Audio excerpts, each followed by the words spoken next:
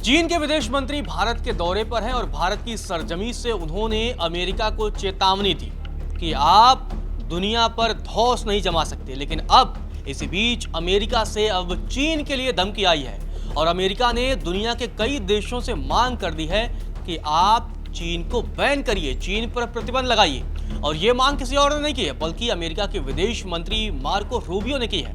आखिर ये पूरा मसला क्या है, क्योंकि दुनिया की राजनीति में बहुत सारे हलचल हो रहे हैं। ट्रंप से मिलने जेलेंस्की पहुंचते हैं और यूरोप के नेता पहुंचते हैं, तो चीन और भारत के संबंध जो है वो लगातार अब उसके बर्फ पिघल रहे हैं। भारत और रूस की नज़दीकियां बढ़ी हैं, तो ऐसे में दुनिया में राजनीतिक अस्थिरता बहुत तेजी से चल रही है। और इसी कड़ी में, क्योंकि अभी तक लगातार अमेरिका चीन के मसले पर साथ था, रूसी तेल को लेकर के लगातार वो चीन का एक तरीके से पक्ष भी ले रहा था क्योंकि उस पर ज़्यादा टैरिफ नहीं लगा रहा था। दूसरी तरफ रूसी तेल के मसले पर अमेरिका भारत पर 25% एक्स्ट्रा टैरिफ लगा देता है। और अब उसी मसले को लेकर के कहीं न कहीं अमेरिका की तरफ से अब चीन को लेकर रुख बदल गया है।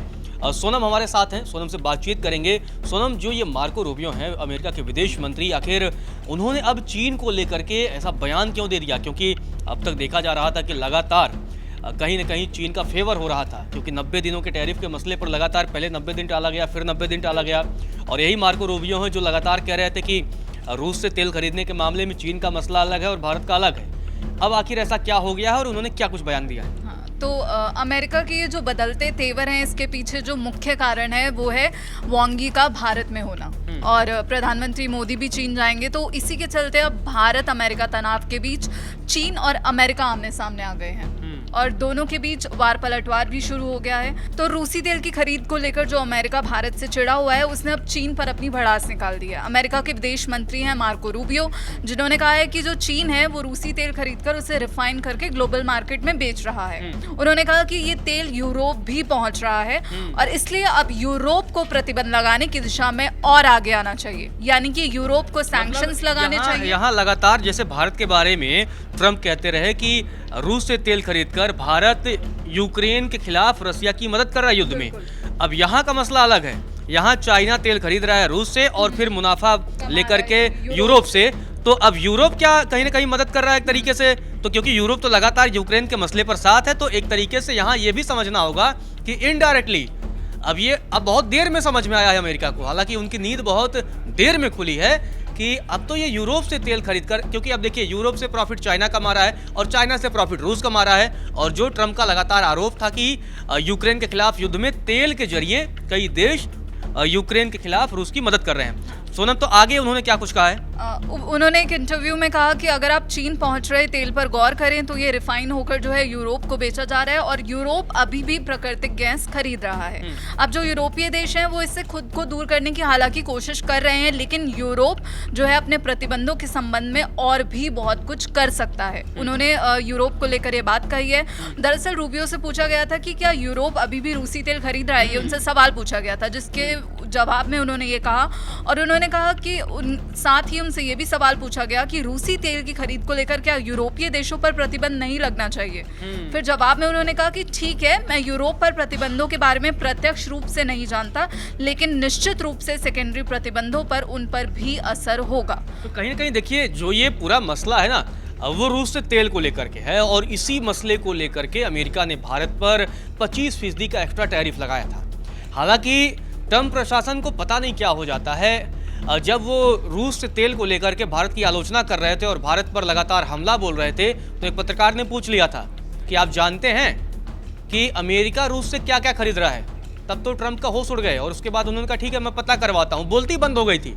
और अब देखिए इतने दिनों बाद इनकी नींद खुली है कि यार ये तो खेल अलग है। चाइना भी खरीद रहा है और चाइना इनडायरेक्टली यूरोप से पैसे कमा रहा है और वो फिर पैसा वापस कहीं ना कहीं रूस जा रहा है। तो ये सारा मसला है। और अब जी एक इंटरेस्टिंग बात ये भी है कि जो ताइवान का मुद्दा है उसको लेकर भी अब जो है चीन और अमेरिका में वार पलटवार शुरू हो गया है। जो डोनाल्ड ट्रंप ने दावा किया था जब वो मिलने गए थे व्लादिमीर पुतिन के साथ बैठक करने, तो उस इंटरव्यू में उन्होंने दावा किया था कि चीनी राष्ट्रपति शी जिनपिंग से उन्होंने कहा था कि वह उनके कार्यकाल में इस द्वीपीय क्षेत्र पर हमला नहीं करेंगे, जिसका जवाब अब चीन ने देते हुए ये कहा है। चीनी विदेश मंत्रालय के प्रवक्ता माओ निंग ने कहा है कि ताइवान चीन का अविभाज्य हिस्सा है। ताइवान का मुद्दा पूरी तरह चीन का आंतरिक मामला है। ताइवान मुद्दे का किस तरह समाधान किया जाए ये चीन तय करेगा, कोई और देश तय नहीं करेगा। तो एक तरह से सीधी अमेरिका को चेतावनी भी है चीन की तरफ से, भारत से भी दी जा रही है कि उसकी धौंस और धमकियां चलेगी नहीं, और ताइवान के मुद्दे पर भी दी गई। और अब फिर से जो इन धमकियों के बीच अमेरिका की तरफ से जो बयान आया, रूसी तेल क्लियर कर दिया है कि आप जो है यूरोपीय देशों से उन्होंने एक तरीके से निवेदन किया है कि आप जो है अब चाइना से जो तेल खरीद रहे हैं उस पर आप बैन लगाइए, अब आप अपने आत्मनिर्भर बनिए और चाइना की इस तरीके से मदद न करिए। तो अब अमेरिका अब तक तो चाइना को दोस्त के तौर पर देख रहा था और अब अचानक दुश्मन के तौर पर देखने लग गया है। और अब ये इंटरेस्टिंग बात है कि जब अमेरिका की तरफ से और अमेरिका के विदेश मंत्री की तरफ से इस तरह का बयान सामने आता है तो उसके बाद अब चाइना का रुख क्या होता है, क्योंकि चाइना भी लगातार पलटवार करने में पीछे नहीं रहेगा।